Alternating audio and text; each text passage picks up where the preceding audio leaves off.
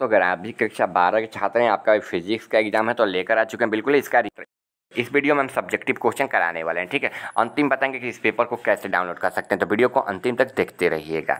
ठीक है, देखिए 50 नंबर का यह पेपर होने वाला है। आपका विषय कोड 117 रहने वाला है।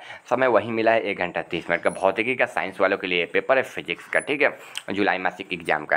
देखिए इस पेपर को डाउनलोड करने के लिए आपको क्या करना है, सबसे पहले डिस्क्रिप्शन में लिंक मिलेगा, उस पर क्लिक करके आपको व्हाट्सएप चैनल या टेलीग्राम चैनल को ज्वाइन कर लेना है। ठीक है, वहाँ पर सबसे पहले हम पेपर अपलोड कर देते हैं, तो जाकर आपको वहाँ पर ज्वाइन कर लेना है। ठीक है, और देखिए इसके बाद आपको क्या करना है कि देखिए अगर आप ज्वाइन नहीं हो पाते हैं तो 62 010, ठीक है 62 010 नंबर लिख दे रहे हैं, 62 010 82 403 पर आप SMS कर दीजिएगा। ठीक है, इस नंबर पर SMS कर दीजिएगा। हमें ग्रुप में ज्वाइन होना है, आपको फ्री में ज्वाइन कर दिया जाएगा।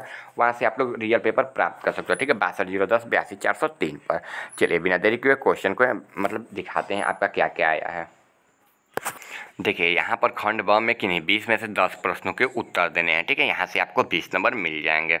देखिए 1 नंबर क्वेश्चन यहाँ से आपका स्टार्ट हो रहा है। एक बिंदु पर के विद्युतीय विभव से आप क्या समझते हैं? एक बिंदु पर किसी विद्युतीय विभव का मान निकाल देना है। ठीक है, यहाँ से आपको 2 नंबर मिल जाएंगे। 2 नंबर क्वेश्चन की ओर बढ़ते हैं। स्थिर विद्युत बल के लिए कूलाम का नियम लिखना है।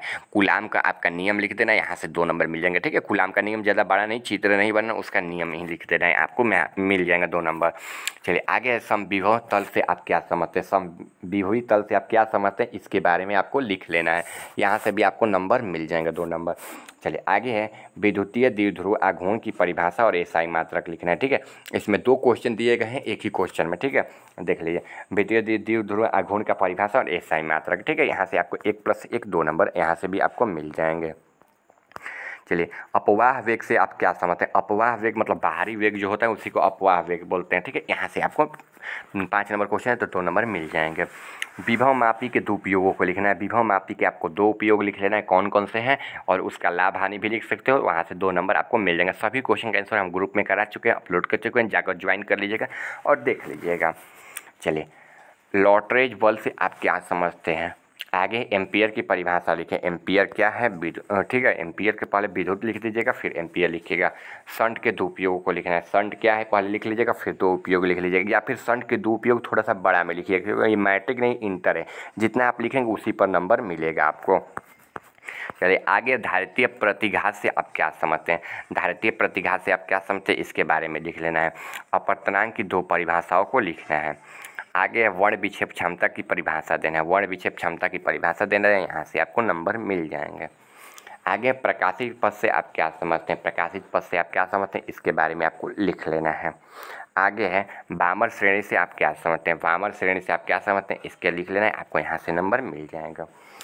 अल्फा किरणों के 2 गुणों को लिखना है। अल्फा किरणों को लिखना है, बीटा नहीं, अल्फा ए से सूचित किया जाता है। ठीक है, अल्फा ऐसे लिखा जाता है। ठीक है, दिखा दे रहे हैं, अल्फा ऐसे लिखा जाता है। ठीक है, इसके 2 गुणों को लिखना है।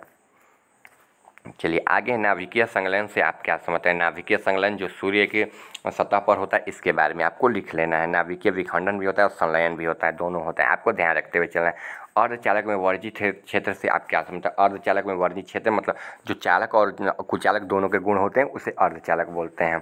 भू तरंगे से आप क्या समझते हैं? तो जो भूमि में से तरंगे आई होती है उसी को भू तरंगे बोलते हैं, जैसे पी तरंगे। ठीक है, पी तरंगे, एस तरंगे, ऐसी तरंगे होती है।